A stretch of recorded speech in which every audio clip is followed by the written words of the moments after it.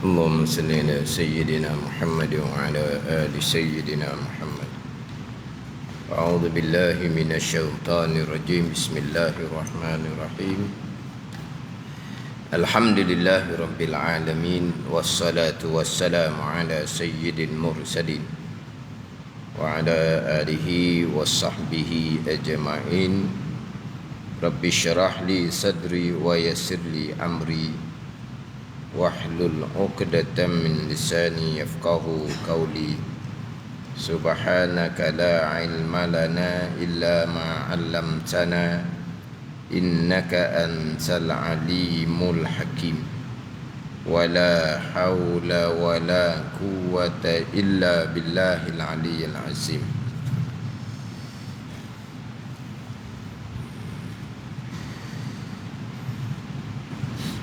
Kitab Fathul Mu'in muka surat 63. Petok bawah sekali. Surat 63 petok bawah sekali. Qala al-muallifu rahimahullahu ta'ala wa nafa'ana bi'ulumihi amin. Wa yahrumu bihi ma yahrumu bil haidi. Terjemahan dia, semua yang haram dilakukan dengan sebab haid adalah haram juga sebab nifas. Terbalik terjemahan dia tu. Kalau kita tengok kepada terjemahan hak Arab tu, wa yahrumu bihi, dan haram dengan sebabnya, yakni dengan sebab nifas. Ma yahrumu bil haidi, oleh barang yang haram dengan sebab haid, dan haram dengan sebab nifas oleh barang yang haram dengan sebab haid. Maknanya yang haram sebab nifas sama dengan perkara yang diharamkan dengan sebab haid. Perkara yang diharamkan dengan sebab haid, perenggang yang kedua daripada atas tu. Perkara yang diharamkan dengan sebab haid, wa yahrumu bihi ma yahrumu bil janabati wa mubasharatu ma baina surratiha wa rukbatiha. Atas tu metode yang kedua tu. Dan haram dengan sebab haid oleh barang yang haram dengan sebab berjunub, dan haram dengan sebab haid oleh bersentuh antara pusat dan lutut perempuan yang sedang haid. Jadi perkara yang haram dengan sebab haid adalah barang yang haram dengan sebab berjunub terdahulu. Yang haram dengan sebab berjunub terdahulunya sembahyang, tawaf, membaca Al-Quran, menyentuh Al-Quran,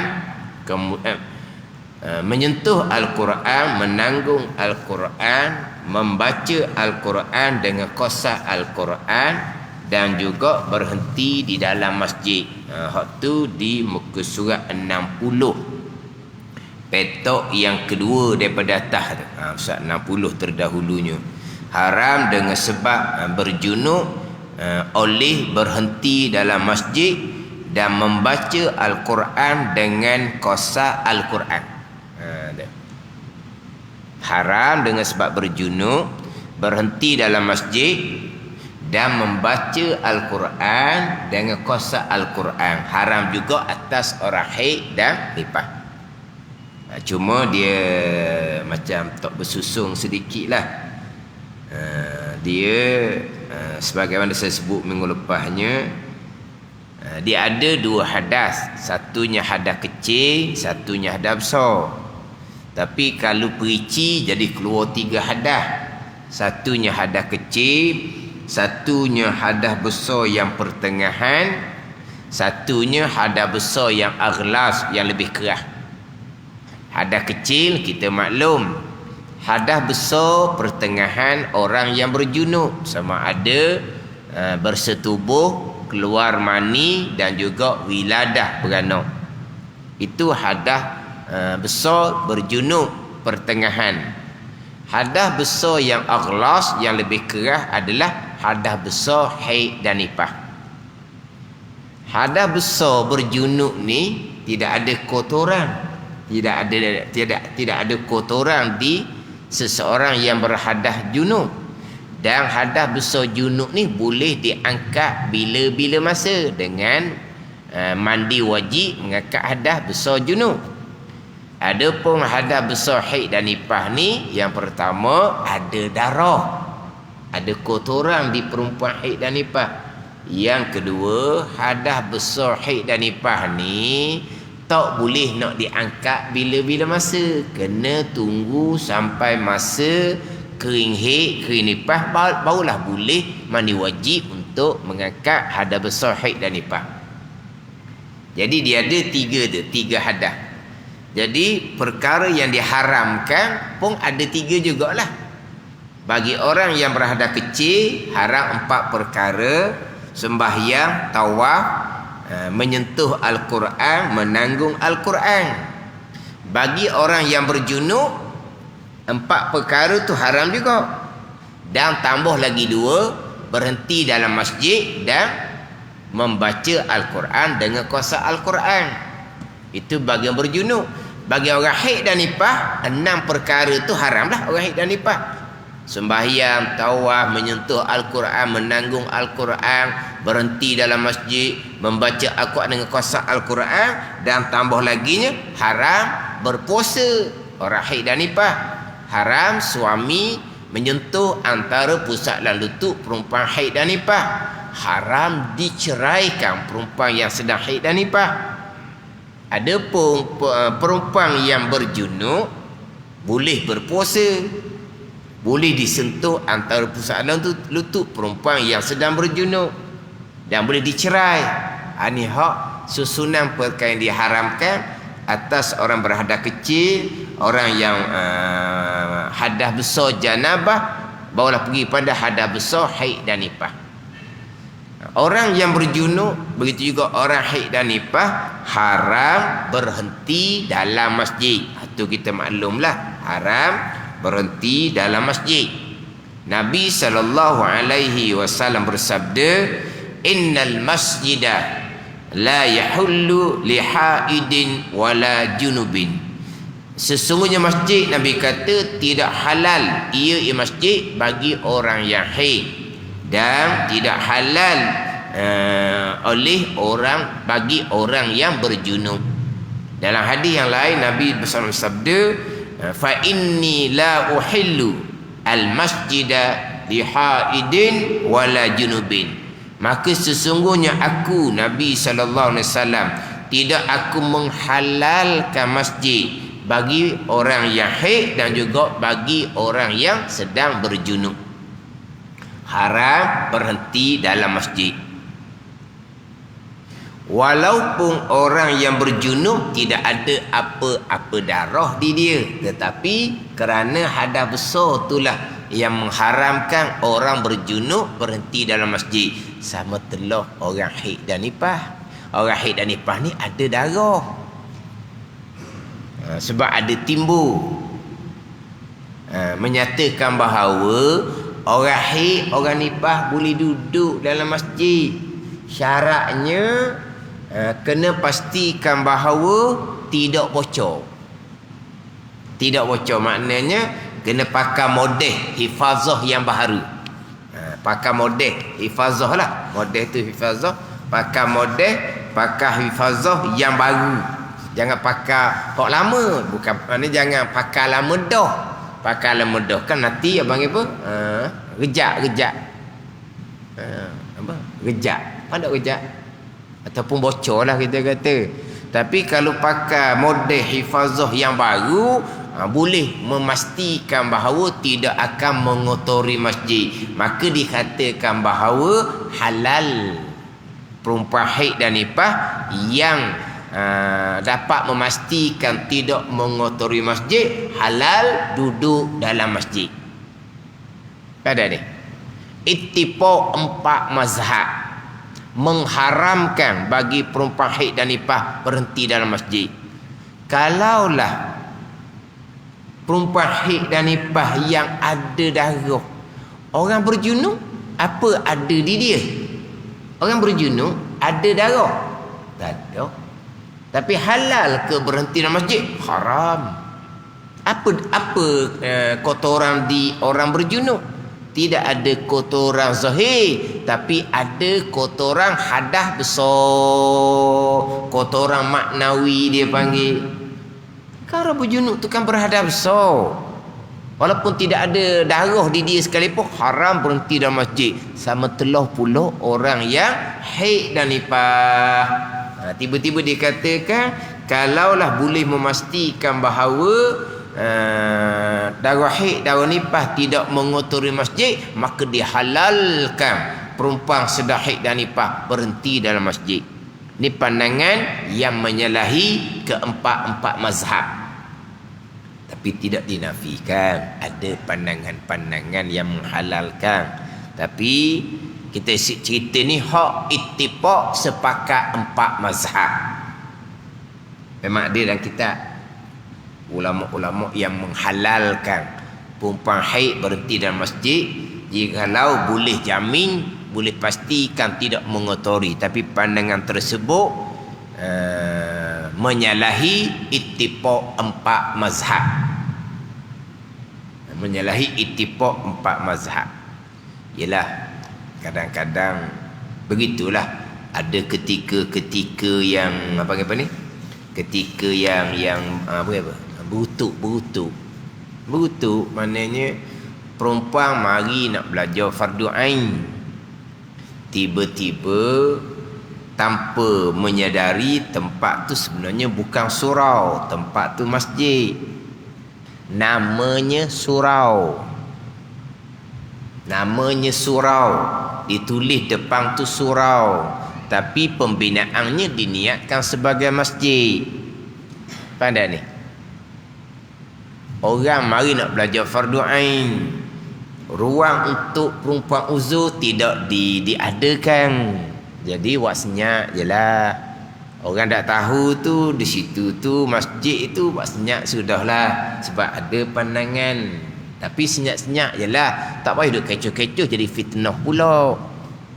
Kenapa wasnya? Sebab besar laginya dia mari nak belajar fardu ain. Situ. Lepas tu usahakanlah supaya diadakan tempat yang mana di situ bukan masjid, orang uzur boleh tumpang duduk. Barulah dibina tempat serambi yang mana tambahan serambi itu tidak dijadikan sebagai masjid. Barulah kita pun maklumkan bangunan ni masjid. Naiklah apa ni? Tulisan khak tu. Nawaitul i'tikafa fi hadzal masjidi lillahi ta'ala. Naik apa? Bagi perempuan yang haid dan nifas, ada di serambi tepi tu yang ada bangunan, ada serambi tambahan. Di situ bukan masjid, duduk situlah. Pada ni.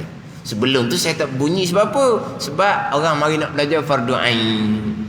Hak buat masjid tu pula dia ialah namanya surau, bangunan tu masjid. Yang buat masjid tu pula tak ada seorang pun yang ada haid dan nifas. Batulah yang jawatan kuasa pembinaan tu tak terfikir pun macam mana kalau perempuan haid dan nifas nak tumpang belajar. Tak terfikirlah. Sebab jawatan kuasanya tak ada pun yang ada dah haid dan nifas. Jawatan kuasanya lelaki belaka. Kalau jawatan kuasa tu ada perempuan, nak buat bangunan masjid ni kami orang perempuan. Ada ketika kami haid dan nifas, kami tak boleh nak tumpang duduk. Kalau nak buat bangunan tu masjid, jadikan masjid tu satu ruang utama tu masjid, serambi-serambi jangan jadikan sebagai masjid. Kami perempuan yang haid dan nifas, kami boleh duduk situ kalau ada kuliah-kuliah. Kalaulah jawatan kuasa tu ada perempuan yang bermasalah haid dan nifas, tapi jawatan kuasa tu tidak ada seorang pun perempuan, semuanya lelaki, tak terfikirlah merekanya. kepada masalah perempuan yang sedang haid dan nifas. Di Terengganu. Di Kelantan lain. Kelantan dia masjid betul ni. Memang namanya masjid betul, masjid Jami'. Didirikan semasa Jumaat.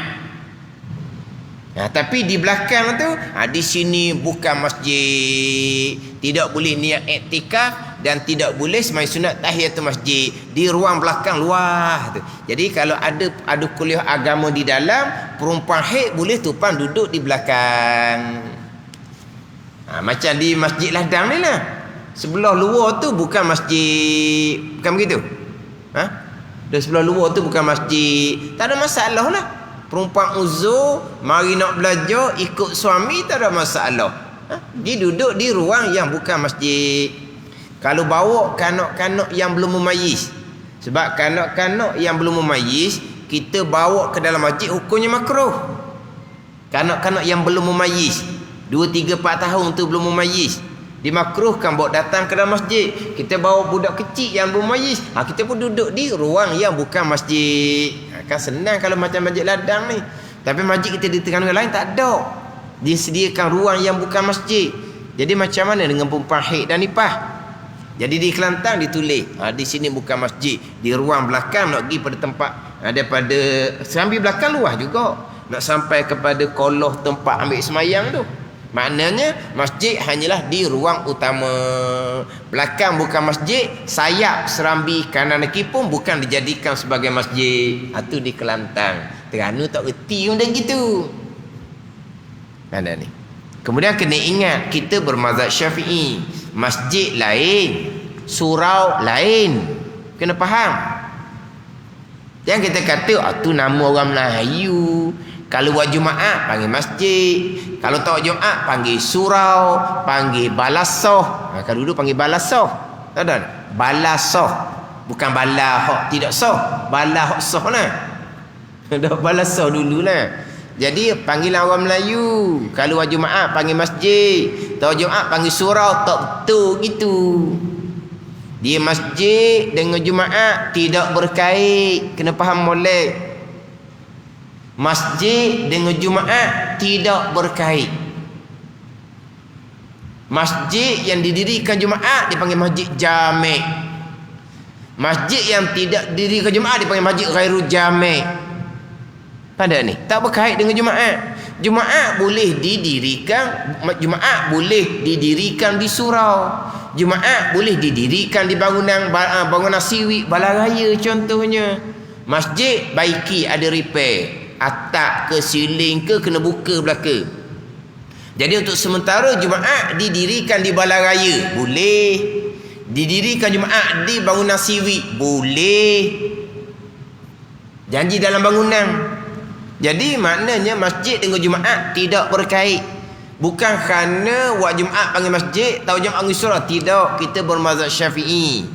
Kalau bangunan tu tidak diniatkan sebagai masjid, tidak akan dihukumkan masjid. Dia hanya dihukumkan sebagai surau, balasoh, musalla sahaja.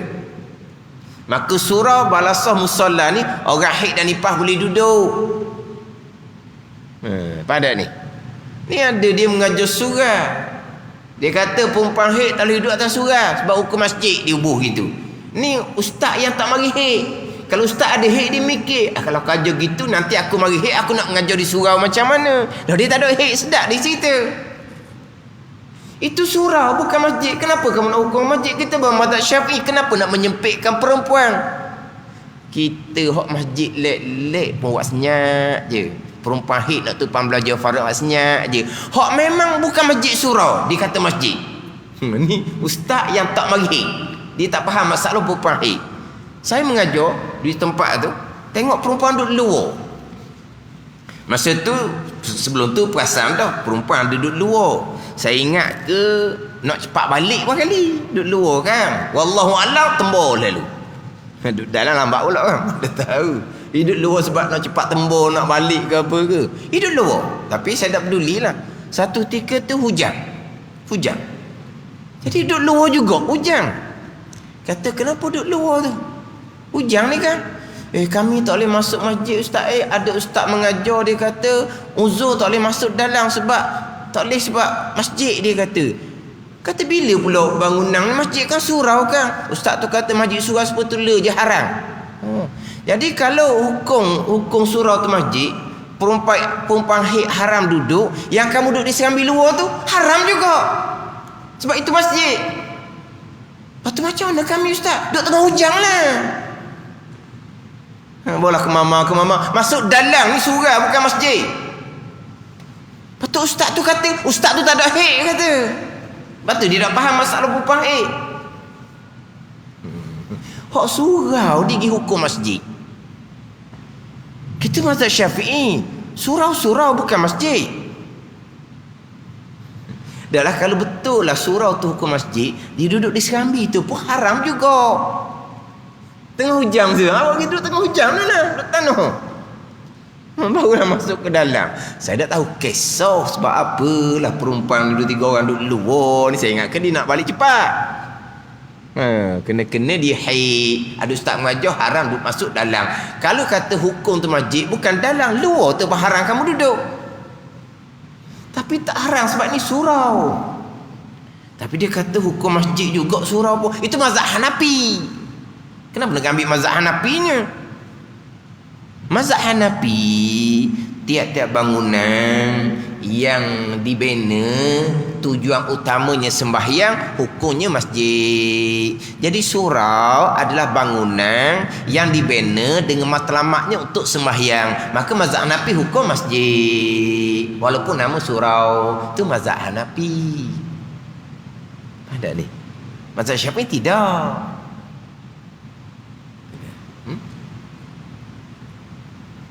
Ada orang senyap-senyap, merekanya surau, merekanya iktikaf, senyap-senyap. Surau mereka sembahyang sunat tahiyatul masjid, senyap-senyap, sebab mereka berkiblatkan India, bermazhab Hanafi.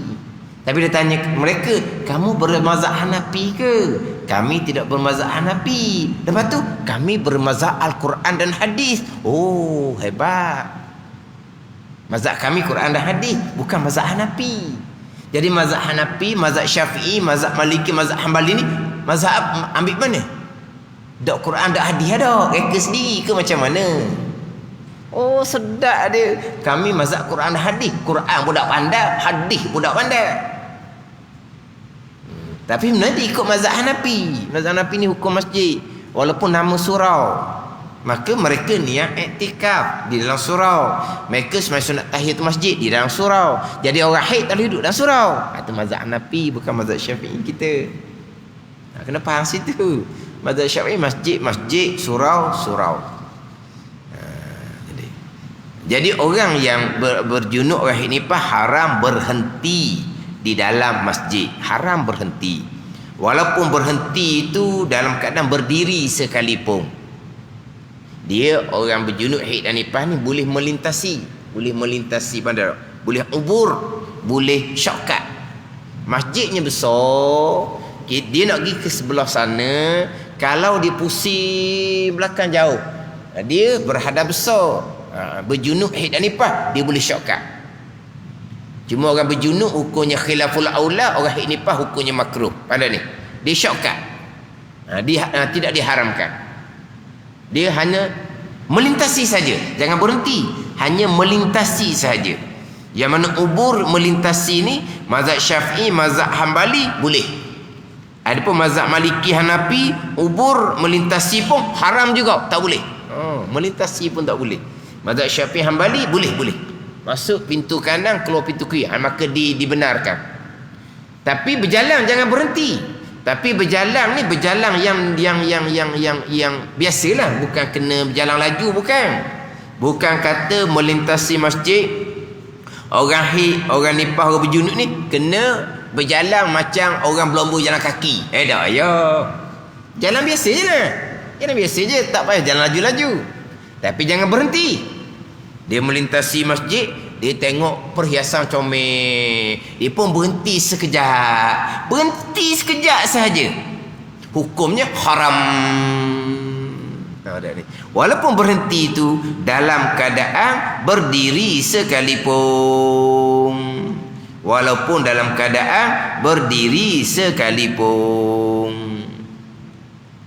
Dan juga haram bagi orang yang berhadap walaupun tak berhenti tetapi dia berulang alik. Pada ni, dia masuk satu pintu, dia keluar satu pintu yang sama, dia panggil mutaraddid, berulang alik. Hukumnya haram juga, dihukumkan berhenti. Dia tinggal barang dalam masjid, dia sudah berjunub berhadap dia pun takut barang dia hilang sebab mahal. Dia pun masuk dalam masjid, pintu yang sama, dia cuma ambil barang dia, terus dia keluar pintu yang sama, tak berhenti sekalipun. Hukumnya adalah berhenti sebab dia berulang alik di dalam masjid, bukan shortcut. Hukumnya tetap haram walaupun tidak berhenti sekalipun. Kemudian yang haram bagi orang berjunub berhenti dalam masjid ini, haram kepada orang berjunub yang Islam. Haram kepada orang berjunub yang Islam. Ni dalam kitab ni, dalam kitab Arab tak Jawi samalah. Haram bagi orang yang berjunub yang Islam. Kalau orang kafir berjunub, memang orang kafir berjunub.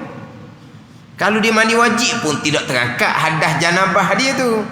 Maka orang kafir ni masuk dalam masjid dan keadaan berjunub, tak ada masalah. Haram kalau berjunub putih masjid orang Islam, bukan orang kafir. Orang Islam bukan orang kafir. Ada pun orang berjunub yang kafir, maka tiada diharamkan dia berhenti dalam masjid dengan syarat memberi keizinan akan mereka oleh orang Islam yang mukallaf. Mereka boleh berhenti dalam masjid.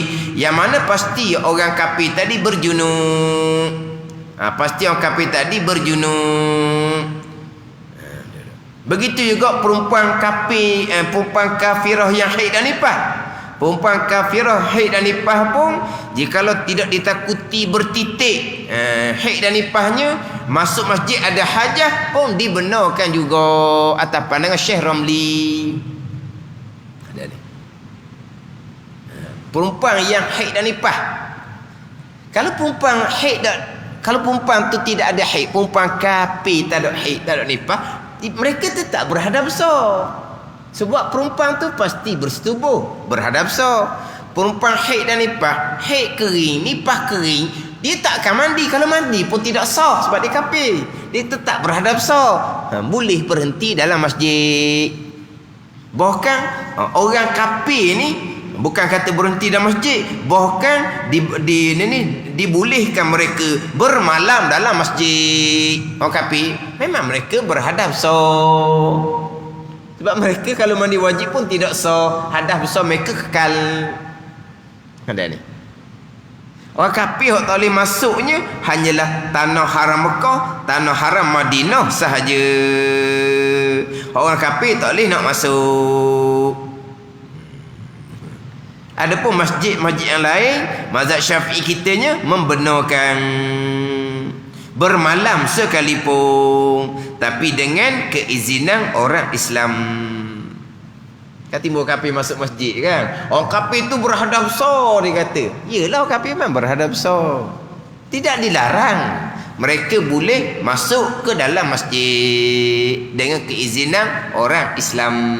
Mereka berjunub, memang mereka berhadap Yang haram masuk masjid adalah orang Islam yang berjunub, haram masuk masjid. Orang kafir tak haram. Kemudian haram atas orang berjunub haid dan nifas sama membaca Al-Quran dengan kosak Al-Quran. Di muka 60 petok yang ketiga daripada atas. Haram orang yang berjunub haid dan nifas sama hukum dia. Haram membaca Al-Quran dengan kosak Al-Quran, baru hukumnya haram. Kalau baca Al-Quran tidak kosak Al-Quran, sama ada kosak zikir contohnya, ataupun tidak kosak apa-apa contohnya, tidak diharamkan.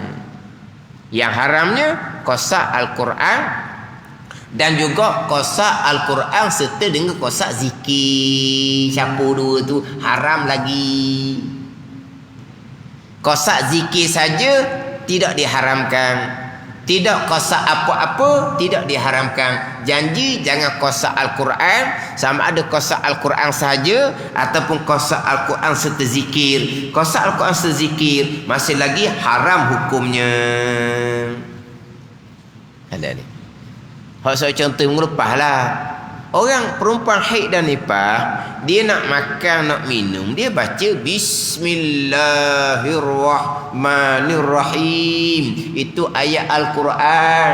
Kamu sedang haid dan nifas, baca Quran haram. Walaupun satu huruf, Qaf, satu huruf je. Alif Lam Mim, 3 huruf je, haram. Al-Quran. Jadi Bismillahirrahmanirrahim. Perempuan sedang haid, perempuan sedang nifas, nak makan nasi, nak minum air, Bismillahirrahmanirrahim. Kamu membaca Al-Quran. Apa hukumnya? Tengok kosak apa. Kosak baca Al-Quran? Tidak. Kosak membaca Al-Quran sezikir? Tidak. Kosak zikir? Tidak. Tak kosak apa-apa. Hukumnya tidak diharamkan. Tidak diharamkan. Bahkan masa lagi disunatkan nak makan, nak minum, baca Bismillah. Tetap disunatkan baca Bismillahirrahmanirrahim. Walaupun ada pandangan, ini pandangan ta'if. Kalau perempuan yang berhadas besar, berjunuk lelaki perempuan sama, haid dan nifas, dia boleh bismillah je. Sekat tu je. Ar-Rahman Ar-Rahim haram, tak boleh dah. Oh, ada pandangan, itu pandangan ta'if. Tak apalah, cerita hukum je. Sekarang kamu sedang berhadas besar. Betul lah, nak makan nasi, nak buat perkara-perkara yang baik, disunatkan memulai dengan Bismillahirrahmanirrahim. Tapi kamu sedang berhadas besar, cukup setakat Bismillah sudah memada. Jangan duk tambahlah Ar-Rahman Ar-Rahim, haram sebab kamu berhadas besar. Itu pandangan ta'if.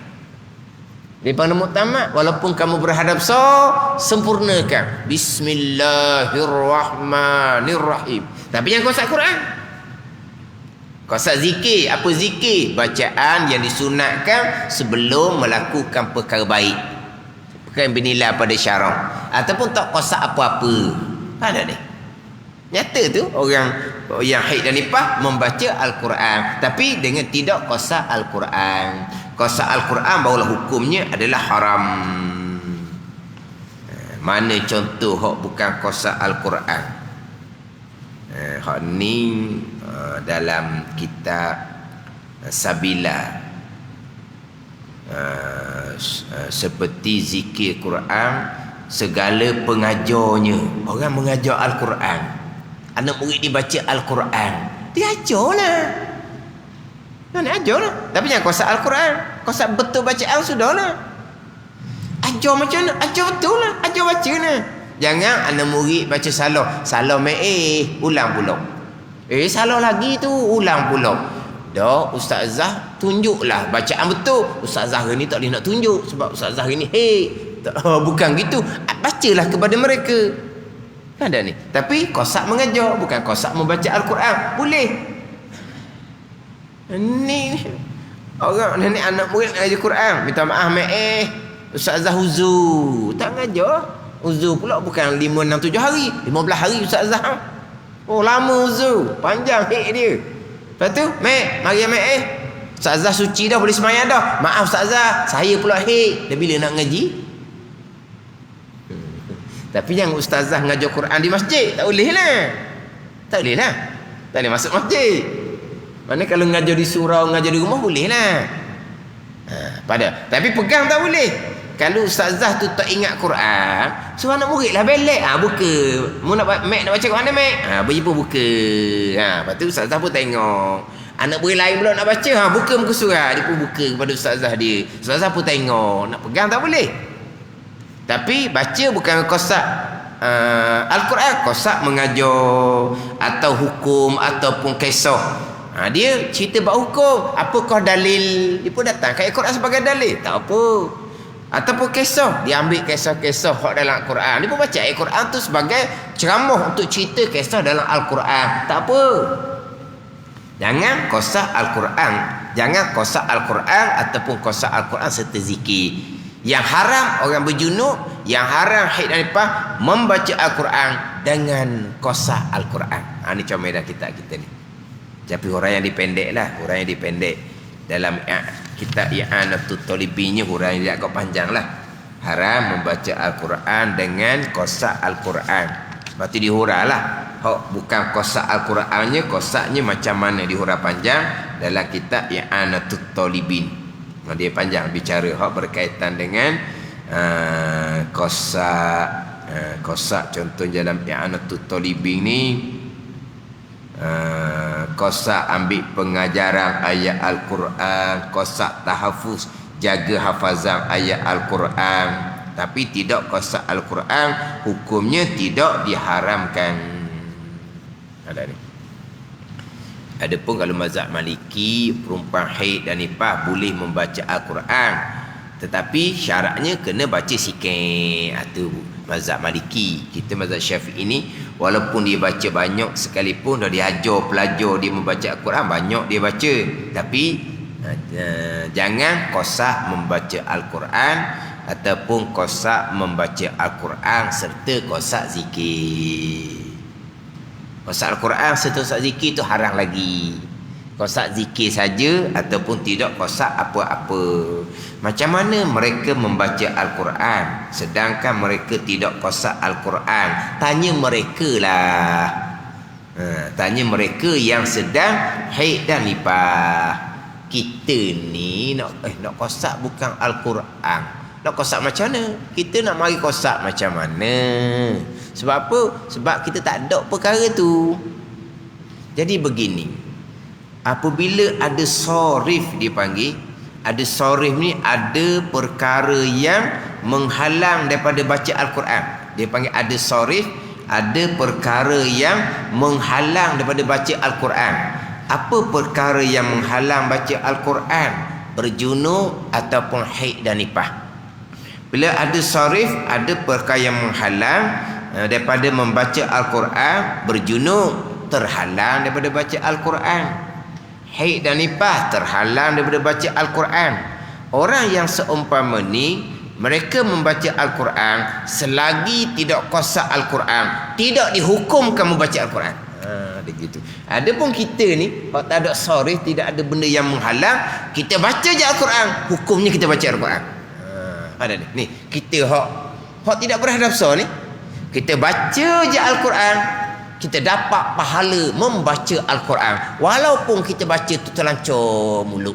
Duduk saja tiba-tiba baca kuliah. Duduk saja tiba-tiba baca Qul Huwallah contohnya. Tak ada kosak apa-apa. Hukumnya baca Al-Quran. Boleh pahala baca Al-Quran.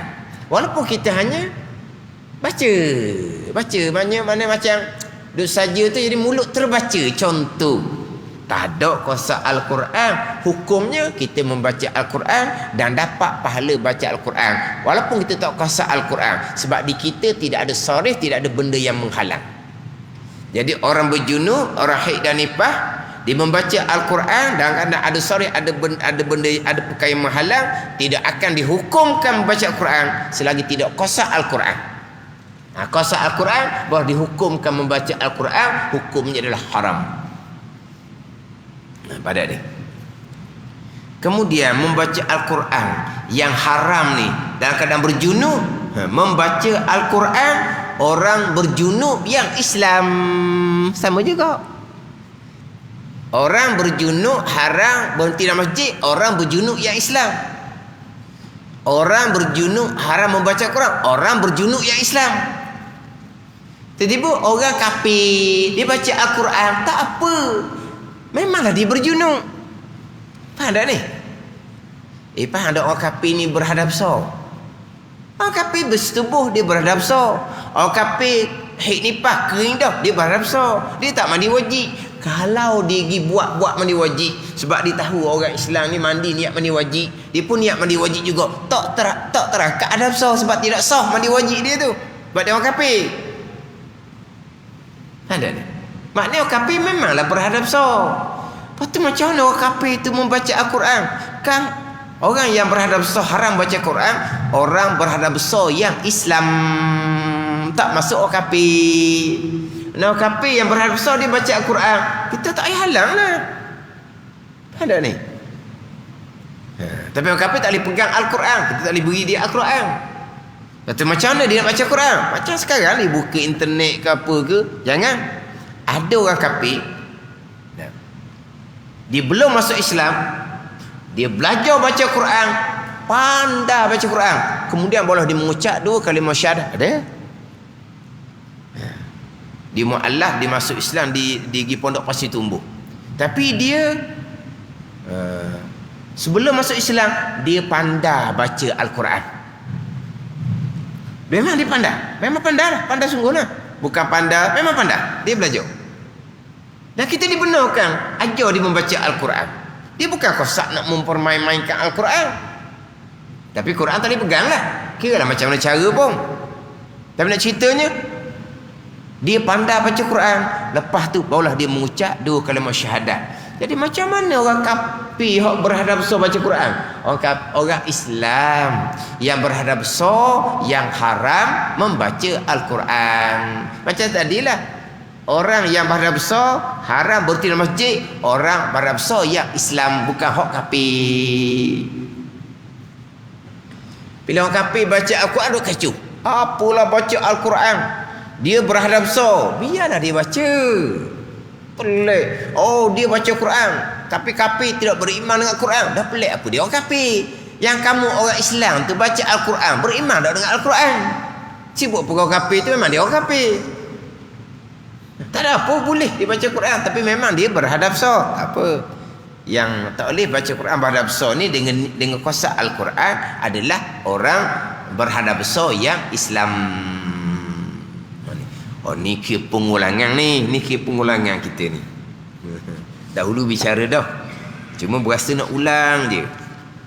Sebab perkara-perkara ni kadang-kadang walaupun simple, tapi tak tahu-tahu pun kita. Kemudian yang diharamkan atas orang haid dan nifas laginya adalah berpuasa. Orang berjunuk, kita maklumlah tidak haram berpuasa. Dia bersetubuh malam, dia bangun sahur lewat, masuk waktu subuh, dia masih lagi berjunuk, belum mandi wajib, puasa dia tidak haram, sah, hanya makruh jua. Dia tidur siang hari, dia bermimpi keluar mani, puasanya tidak batal. Dia berjunuk, puasa dia sah, tidak haram setengah sah. Yang haram berpuasa adalah perempuan yang sedang haid dan nifas, haram berpuasa. Pada ni termasuklah dia berpuasa pukul 5, pukul 6 petang, datanglah haid. Tiba-tiba kosak di hati dianya nak meneruskan puasa sebab tinggal sejam lagi, haram hukumnya. Sebab kamu kosak puasa kamu sudah tidak cukup syarat, kamu sudah kedatangan haid, kosak puasa juga hukumnya haram. Mari haid pukul 5-6 petang, dia tak kosak dah puasanya, sebab puasa dia batal dah. Cuma dia tak makan sahaja, tak ada masalah. Ada pula orang katanya perempuan yang sedang haid dan perempuan yang berpuasa petang datang haid, dia wajib kena makan untuk membatalkan puasa. Kedatangan haid itu pukul 5-6 petang, batal tak lagi puasa perempuan tadi? Batal dah. Nak makan untuk membatalkan puasa, buat apa lagi? Batal dah. Pada ni. Cuma jangan, kalau tak mau makan pun tak apa, jangan kosak nak meneruskan puasa. Macam mana kosak tidak meneruskan puasa? Sahaja aku tidak meneruskan puasa gitu. Makan kuih lah suti, sah mu tak puasa. Walau tak puasa dah sebab mari haid batal, tapi tak syarat makan sebab puasa dia batal dah. Cuma jangan pukul 5-6 petang datang haid, dia masih lagi kosak di hati nak meneruskan puasa. Maknanya dia berpuasa dan kadang dia haid, hukumnya haram. Pada ni hukum dia haram. Sebab perempuan haid dan nifas haram berpuasa, orang yang berjunub tidak diharamkan berpuasa. Okey, selesailah berkaitan dengan perkara yang diharamkan atas orang berjunub dan juga orang haid dan nifas. Wa yajibul ghuslu aidan bi wiladatin walau bila balalin wa ilqa'i alaqatin wa mudghatin au bi mauti muslimin ghairi syahidin. Wallahu a'lam. Bismillahirrahmanirrahim. Alhamdulillahirabbil alamin wassalatu wassalamu ala sayyidil mursalin wa ala alihi wa sahbihi ajma'in. Allahumma iftah alaina futuhal arifin, Allahumma allimna ilma akdamin wa fahimna famasabikin warzuqna ruqat talibin. Allahumma zidna ilma wa alhiqna bis salihin. Wa sallallahu ala sayyidina Muhammadin wa ala alihi wa sahbihi wa sallam. Walhamdulillahi rabbil alamin.